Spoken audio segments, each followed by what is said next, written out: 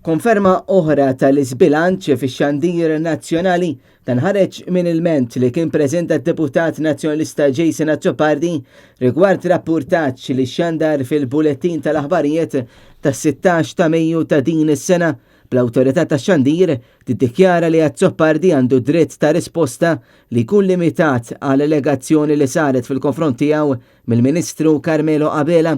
Fl-istqarrija l-awtorità qalet li notat li minħabba dikjarazzjoni li kienet saret minn Carmelo Abela u ġiet imxandra fuq il-PBS, issa trid tixxandar id-dikjarazzjoni min-naħa ta' Jason Azzopardi.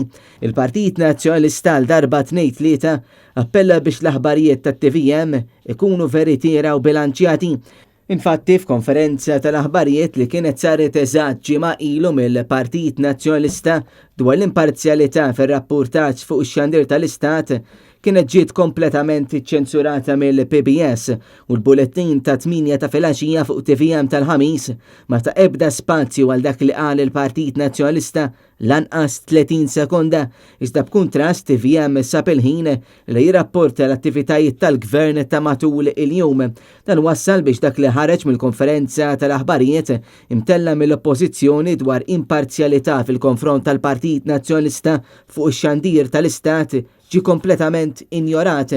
Tul din il-konferenza tal-aħbarijiet il-Partit Nazzjonalista ipprotesta l-mod kif ġurnata qabel ix-xandir tal-Istat għażel li jiċċensura s-sejħa tal-kap tal-Partit Nazzjonalista Bernard Grech għar-reżenja jew tkeċċija tal-Ministru Carmelo Abela.